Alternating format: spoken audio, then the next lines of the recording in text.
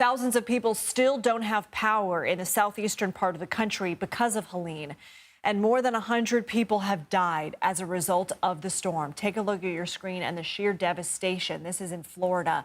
That number, that death toll, sadly expected to rise as crews continue rescue and recovery efforts in areas that were just devastated by heavy rain, mudslides, and tornadoes.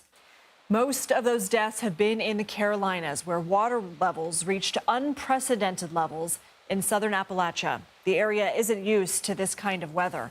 Earlier, President Biden addressed the efforts underway to deal with the aftermath of the storm. I've directed my team to provide every available resource as fast as possible to your communities to rescue, recover, and to begin rebuilding. In addition to FEMA, it includes the Federal Communications Commission to help establish communications capability, the National Guard, the Army Corps of Engineers, and the Department of Defense are going to provide all the resources at its disposal to rescue and assist in clearing debris and delivering life-saving supplies. The president also said he's planning to visit the affected areas by Wednesday or Thursday, and he has approved emergency declarations for Florida, North Carolina, South Carolina, Tennessee, Georgia, Virginia, and Alabama. One of the places hit hardest by Helene is Asheville, North Carolina. The mountain town suffered deadly floods and intense winds that triggered mudslides. That's where we find CBS News correspondent Skyler Henry. The Asheville community and others within the region are getting their first looks at the damage following Helene.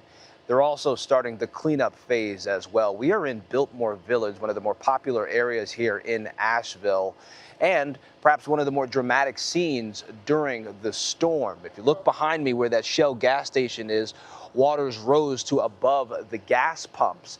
Obviously has receded from now, but they say that the cleanup process could take months, if not years, in terms of rebuilding and restoring what has been lost. In terms of what's happening here in Asheville and elsewhere throughout the county, officials say that at least 30 people have died.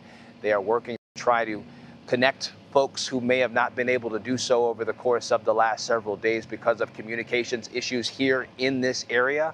They're also trying to get supplies to those in need as well. Power is out for tens of thousands of people in this county and other parts of western North Carolina as well. Governor Roy Cooper says that he is working around the clock to try to airlift supplies to the hardest hit areas of the state. That means more water, more food, and even some connection towers to try to allow those who may try to reach out to some of those loved ones an opportunity to say that they're okay. Skyler Henry, CBS News, Asheville, North Carolina. Skyler Henry, thank you. CBS News correspondent Nicole Valdes is following Helene's aftermath for us. She's about 2 hours south of Asheville in Anderson, South Carolina, the northwestern part of the state. Nicole, this storm was incredibly destructive in the Carolinas. How and why did it get so bad there?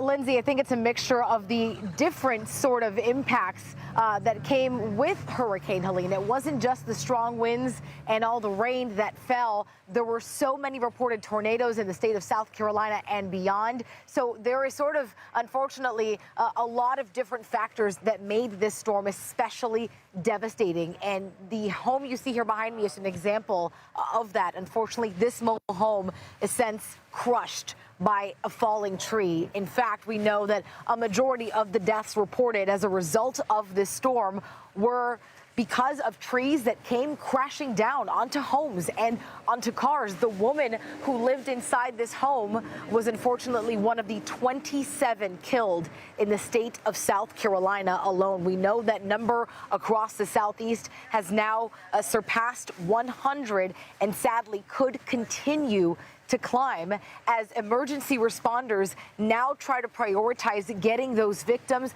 the resources they need: food, water, shelter, and of course getting the power back on for the hundreds of thousands that are still in the dark right now.